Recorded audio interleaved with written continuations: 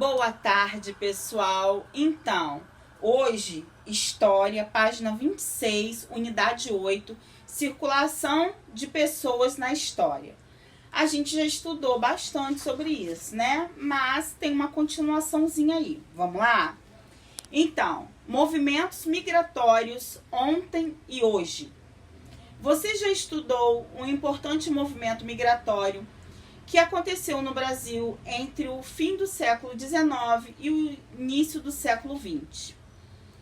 Naquele período, milhares de trabalhadores europeus e asiáticos mudaram-se para o Brasil em busca de trabalho e de melhores condições de vida. Instalaram-se nas fazendas de café e, com o tempo, deslocaram-se para as cidades procurando novas oportunidades. Nesta unidade, veremos como ocorrem os movimentos migratórios no mundo de hoje, para que você conheça e compreenda os deslocamentos de pessoas de um país a outro e até mesmo dentro do próprio país. Será que hoje as pessoas ainda migram? Por quê? O que faz alguém querer deixar sua terra de origem e partir em direção a um novo lugar? Veremos também como ocorrem os movimentos migratórios no Brasil ao longo do tempo, na tentativa de compreender como os brasileiros migraram e vêm migrando dentro de seu próprio país. Olha que linda essa escultura aí, olha. É um monumento em homenagem aos 80 anos de imigração japonesa no Brasil, da artista plástica e imigrante japonesa Tomi Otaki, localizado na Avenida 23 de Maio, Zona Sul da capital paulista. Tinha que ser São Paulo, né, gente? Vamos lá. Página 29. Entendendo as migrações recentes. Na atualidade, são muitas as pessoas que migram.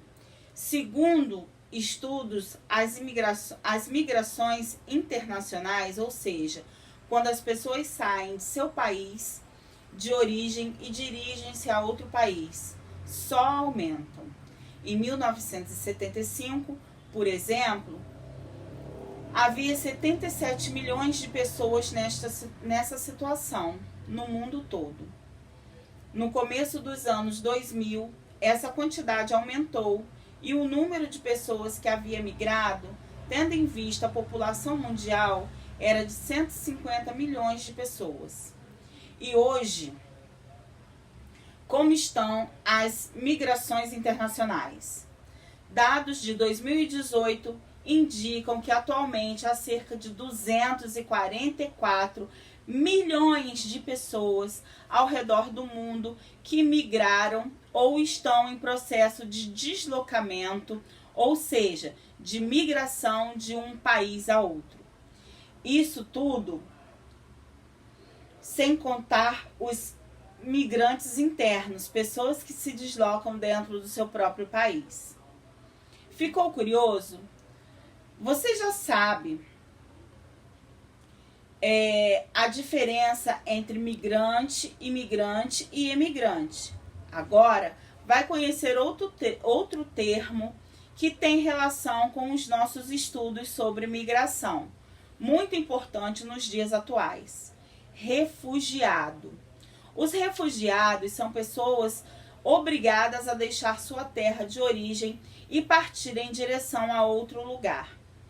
Elas são forçadas a essa situação em razão de guerras, conflitos e desastres naturais e perseguições políticas, por exemplo, que ocorrem em seus países de origem. Essa fotografia aí, ó, mostra refugiados recém-chegados a Berlim, na Alemanha, na Secretaria de Estado da Saúde e Assuntos Sociais. Eles aguardam para fazer um cadastro e serem encaminhados a um abrigo da própria cidade. Virando a páginazinha aí, pessoal, página 30, perdão. Alguns motivos para as migrações atuais. As pessoas sempre tiveram motivos para migrar.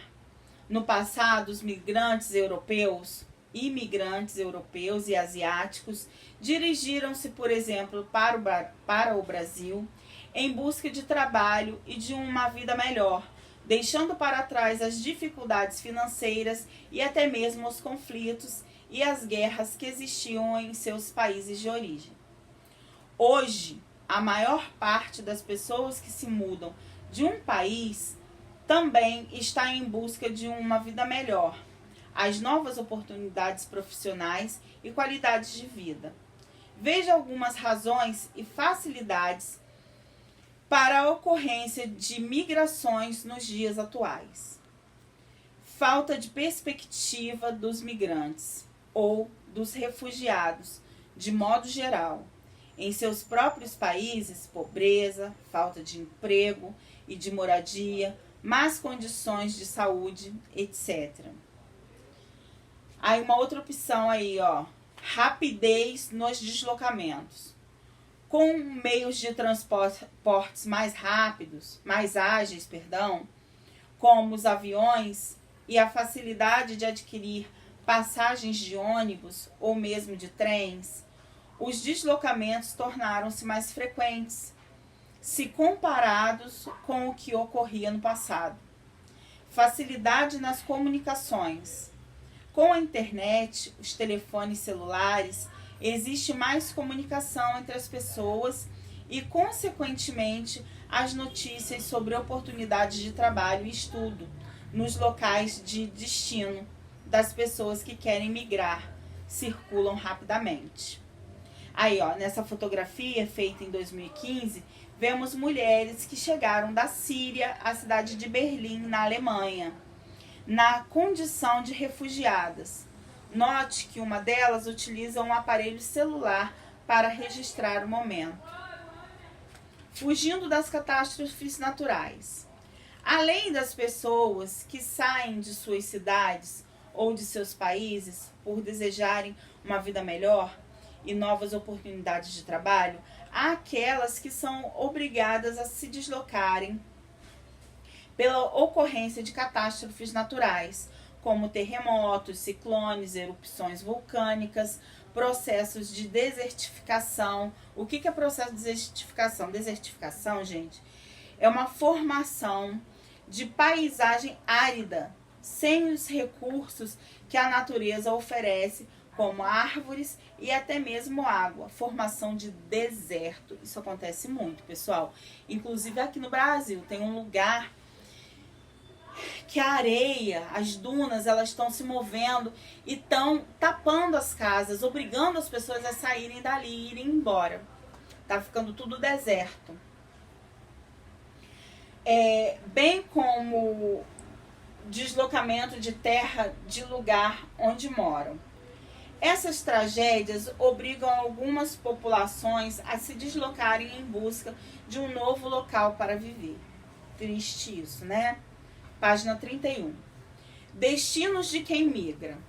Veja agora alguns movimentos migratórios que ocorrem na atualidade. Os Estados Unidos recebem imigrantes originários, principalmente da América Latina. A Argentina, o Brasil e o Chile recebem trabalhadores imigrantes vindo de países vizinhos, como Colômbia, Bolívia, Venezuela, Equador e Paraguai. O Haiti, país localizado na América Central, foi devastado por um terremoto em 2010. Desde então, sua população enfrenta a pobreza e problemas com a falta de moradia e de água.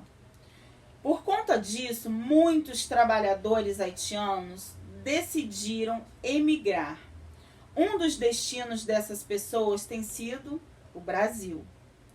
Países da Europa, como Inglaterra, Alemanha e Espanha, também recebem muitos trabalhadores imigrantes, vindos especialmente da América Latina e de países da África. Aí, ó, nessa imagem aí, feita em 24 de setembro de 2017, vemos a movimentação de pessoas na Praça Cantuta, durante a Feira Cantuta, tradicional encontro de cultura boliviana que acontece sempre aos domingos na cidade de São Paulo. Eles se vestem diferente, de uma forma tão bonita, né? Então, o desafio aí. Atualmente, os países do continente europeu recebeu muitos imigrantes provenientes de países mais pobres ou de situação de guerra, como os refugiados vindos da Síria. Por que essas pessoas estão se deslocando? Qual é a importância de receber bem esses refugiados? Converse com os seus familiares aí, gente, porque isso daí é uma resposta pessoal de vocês, tá? Não é uma resposta que é padronizada, é o que vocês acham. Aí, ó, conectando a língua portuguesa. Uma maneira eficaz de conhecer outras culturas é por meio da leitura. Lendo, conseguimos perceber situações, hábitos, culturas e até pessoas. Assim, para conhecer melhor a situação dos refugiados que fogem de seus países em decorrência de situações extremas, como a guerra na Síria, leia a história em quadrinhos Um Outro País para a Ásia, de Sarah Garland. Na história, Asi viaja às pressas com seus pais para outro país e precisa aprender novos costumes, nova língua e fazer novos amigos. Deve ser difícil para uma criança, né? Pois é. Vamos virar nossa página, gente? Página 32. Migrações internas no Brasil. Uma história. Agora vamos ver como ocorrem as migrações dentro do Brasil. Para começar, é importante entender que as migrações do campo para a cidade acontecem há bastante tempo em nosso país. A gente falou sobre isso ontem em geografia. Mas mais dados sobre os movimentos migratórios brasileiros podem ser vistos nos gráficos abaixo, que mostram em porcentagens as populações rurais e urbanas do Brasil em dois momentos, em 1940 e em 2015. População rural e urbana. Aí, ó. A urbana, gente, é a vermelha. E a rural é a que está em verde. Em 1940, a rural era bem maior do que a urbana. Era de 69%, enquanto a urbana era 31%. Já em 2015, nossa, reverteu e muito, né? A urbana passou a 84,7%, enquanto a rural, 15,2%. Analisando o gráfico, percebemos que a população que vive nas cidades do Brasil tem aumentado muito ao longo do tempo. As industrializações, o crescimento dos serviços nas cidades, como comércio, escolas e hospitais, e os deslocamentos de população do campo em direção às áreas urbanas, em busca de oportunidade, lógico, né? Por conta da diminuição dos postos de trabalho na agricultura, são alguns fatores que contribuem para essas migrações internas.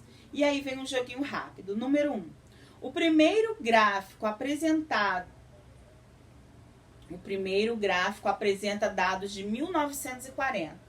Naquela ocasião, havia mais pessoas morando no campo ou na cidade? 2. No segundo gráfico, o que aconteceu? Virando nossa página, gente, tá ficando muito grande o nosso vídeo. Vou dar uma pausa aqui, daqui a pouquinho eu volto com a segunda parte, ok? Mas paramos na página 33. Beijinho!